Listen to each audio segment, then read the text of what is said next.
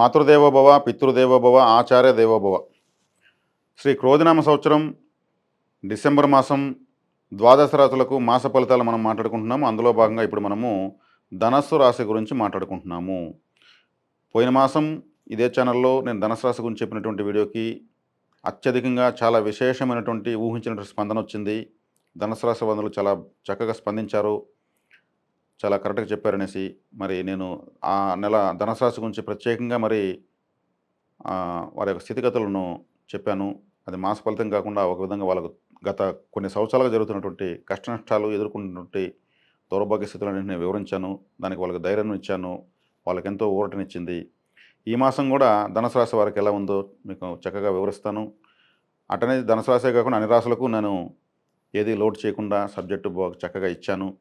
అన్ని రాశుల వాళ్ళు కూడా చూసి ఈ రాశి ఫలితాలను చూసి చక్కగా ఆస్వాదిస్తారని కోరుకుంటున్నాను. ఈ ధనుసు రాశి వారికి ఒక విధంగా నువ్వా నేనా టఫ్ ఫైట్ నడుస్తూ ఉంది. ఇది టెస్ట్ మ్యాచ్ అనొచ్చు. ఆధిపత్యం ఒకసారి అటువైపు మారుతుంది, ఒకసారి ఇటువైపు మారుతూ ఉంది. పిచ్చిలో మార్పు వచ్చిందేమో కొంతసేపు, వాతావరణంలో మార్పు వచ్చింది కొంతసేపు, మరి టైలెండర్స్ వచ్చి అడ్డుకునేసినారని కొంతసేపు, బౌలర్లు విజృంభించారని కొంతసేపు, ఇలా మ్యాచ్లో మనం చూస్తూ ఉంటాం. అలా ఈ ధనుసు రాశికి రాశ్యాధిపతి అయినటువంటి గురువు 6వ ఇంట దిగ్బలం లేదు. మరి రాశికి అత్యంత శుభుడైనటువంటి అంగారకుడికి దిగ్బలం లేదు.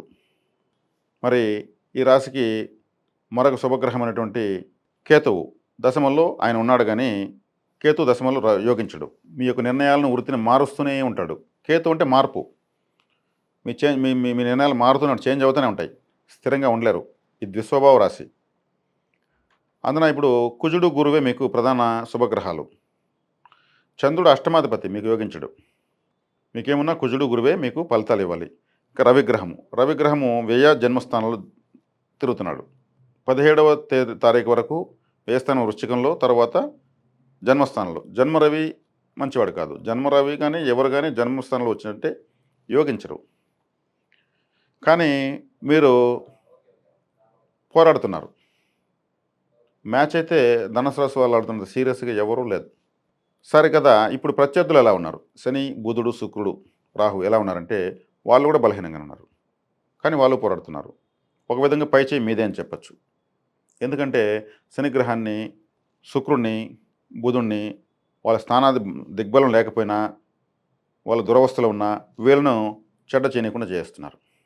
బుధుని గురువు నియంత్రిస్తున్నాడు, శుక్రుని శని కుజుడు నియంత్రిస్తున్నాడు. చంద్రుడు శుభాశుభ మిశ్రంగా ప్రయాణిస్తూ ఉంటాడు. ఆయన పాపగ్రహమే మీకు అష్టమాధిపతి కాబట్టి. ఇప్పుడు మీకు గురువు కుజుడు మీకు మంచి చేయలేకపోయినా, రవిగ్రహం మీకు మంచి చేసే పరిస్థితులు లేకపోయినా, మీకు చెడ్డ చేసే వాళ్ళని మాత్రం చేయనీయకుండా చేసేస్తున్నారు. ఇది టఫ్ మ్యాచ్ అని చెప్పచ్చు. ధనుసు రాశిలో 3 నక్షత్రాలు ఉంటాయి. మూల, పూర్వాషాఢ, ఉత్తరాషాఢ 3 కర్మ నక్షత్రాలే. వీళ్ళకు ఒక పట్టాన వీళ్ళు పనులు తెగవు. రాశిలో పుట్టినా, నక్షత్రంలో పుట్టినా, లగ్నమైన రాశైనా ఒక పట్టాన వీళ్ళ పనులు తెగవు. పితృకర్మలు అత్యధికంగా ఉంటాయి వీళ్ళకు. కులదైవానుకూలత తక్కువ ఉంటుంది, పితృ అనుకూలత కూడా తక్కువ ఉంటుంది. పితృ దోషాలను పుడతారు. ప్రభుత్వ అధికారులు, ప్రభుత్వ ఆదాయం తినేవాళ్ళు, రాజకీయ నాయకులు, రాజకీయంగా కాంట్రాక్టర్లు, ఇలా ప్రభుత్వ ప్రశంసలు అందుకునే వాళ్ళు వీళ్ళంతా కూడా ఎక్కువగా ధనుసు రాశిలో ఉంటారు. పరిశోధనలు చేసేటువంటి వాళ్ళు ధనుసు అంటేనే ఒక ఎక్కువ పెట్టిన బాణం, ఒక టార్గెట్. గురువులు, ఎందుకంటే రాష్ట్రాధిపతి గురువు కాబట్టి వీళ్ళకన్నీ పరీక్షలే, ఎగ్జామ్సే. జీవితం వీళ్ళకు ఎగ్జామే. ఎందుకంటే టార్గెట్ అనేది వీళ్ళకు ధనస్సు అంటే టార్గెట్టు.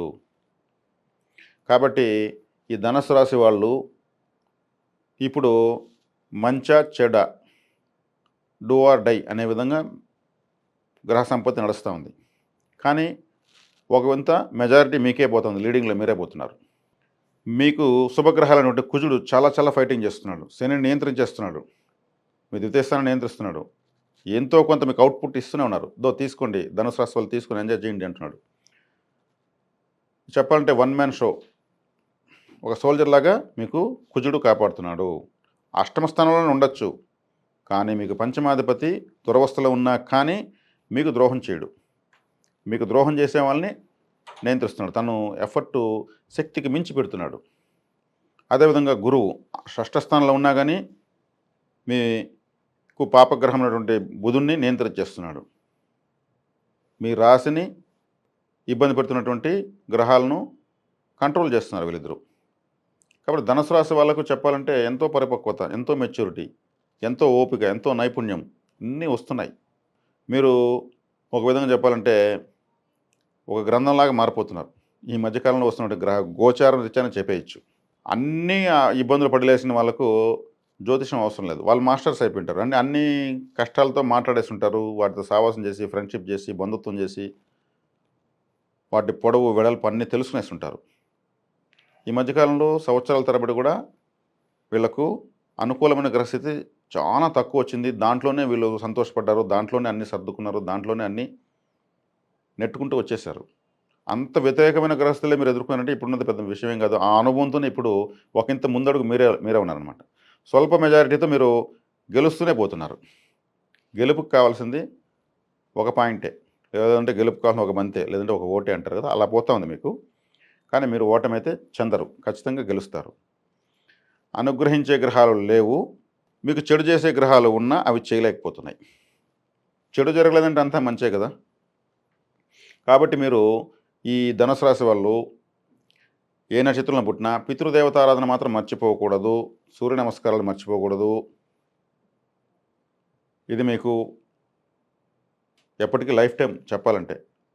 గోచారంతో పని లేకుండా, మీ జాతకంతో పని లేకుండా, మీకు భాగ్యాధిపతి రవి, పంచమాధిపతి కుజుడు, దశమాధిపతి మరి ధనుసు రాశికి, ధనుసు లగ్నం వారికి మొదటి సంతానం వ్యతిరేకమైపోతారు ఎప్పుడు కూడా.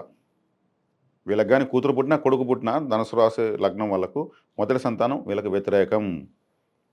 పురుషులైతే తల్లికి అనుకూలమవుతారు. స్త్రీలైతే ఆ పుట్టిన బిడ్డ తండ్రికి అనుకూలమవుతారు. కాబట్టి అదృష్టం అనేది పరీక్షిస్తూనే ఉంటుంది. అందుకే కులదేవతారాధన, పితృదేవతారాధన వీళ్ళకి ఆధార్ కార్డు లాంటివి, 2 కండ్లు లాంటివి ఇది చేస్తూనే ఉండాలి. ఎప్పుడు వరకు చేయాలంటే లైఫ్ టైం చేయాలి. ప్రస్తుతం ధనుసు రాశి వాళ్లకు స్పష్టత నేను ఇచ్చాను. కన్ఫ్యూజన్ ఏం పడద్దండి. ఒకంత మెజారిటీలో మీరే వెళ్తున్నారు. అట్టనేసి పూర్తిగా శుభంగా లేదు. ఏకపక్షం ఏమాత్రం ఏమరపాటుగా ఉన్నా కానీ అపజయం మీదే. మళ్ళీ సరి అవుతుంది. కిందకైతే పడరు. ఈ డిసెంబర్ మాసం శూన్యమాసం పెడతా ఉంది. ధనుర్మాసం పెడతా ఉంది. చక్కటి దేవతా పరిహారాలు చేసుకోండి. ఈ మాసం అంతా కూడా ఎక్కువ ఆలయ ప్రదర్శనలు ఎక్కువగా చేస్తూ ఉంటారు. ఈ ధనుర్మాసంలో 17వ తారీఖు నుంచి రవి ప్రవేశం చేస్తాడు కాబట్టి ఇది ఈ మాసం వీళ్ళకి చక్కటి బలాన్ని ఇస్తుంది. అదేవిధంగా ధనుసు రాశి వాళ్ళకు జీవిత పర్యంతము డబ్బులు రావాలంటే ఒక పరిహారం నేను ప్రతి రాశికి చెప్తున్నాను. అట్లాగే ధనుసు రాశి వాళ్ళకు కూడా చెప్తున్నాను. మకర రాశిని బలపరచుకోవాలి. అంటే ధనస్థానము మకర రాశి. మకర రాశిని బలపరుస్తుంటే ధనస్థానాన్ని బలపరచడం అంటే డబ్బులు వస్తుంది. ఆర్థికంగా కరెక్షన్స్ జరుగుతాయి. నేను చెప్పింది చేసే డబ్బు రాకపోయినా కానీ మీకు ఆ డబ్బు అప్పులు అయిపోయింటారు. అప్పులు తీరడానికి కావాల్సినటువంటి సోర్సెస్ దొరుకుతాయి. అది డబ్బు వచ్చినట్టే. మీరు ఉన్న బస్సును కరిగిపేసి ఒకసారిగా మిగిలిపట్టేం రాదు. కాబట్టి మకర రాశిని బలపరచుకోవాలంటే మకర రాశికి సంబంధించి మీరు ఏం చేయొచ్చు అంటే మకర రాశిలో శ్రవణ నక్షత్రంలో శ్రీ వెంకటేశ్వర స్వామి వారుకి సంబంధించిన నక్షత్రం అది. చక్కగా వెంకటేశ్వర ఆరాధన చేసుకోవచ్చు. అక్కడ తలనీళ్ళు సమర్పించవచ్చు. అదేవిధంగా వారాహి అమ్మవారిని కూడా మకర రాశి సంబంధించి వారాహి దేవత చాలామంది ఆరాధిస్తారు. వారాహి దేవత కూడా మీరు ఆరాధించవచ్చు. చక్కటి ఆర్థిక అభివృద్ధి మీకైతే జీవిత పర్యంతం ఉంటుంది. శత్రు నిర్మూలన కూడా జరుగుతుంది. శుభం.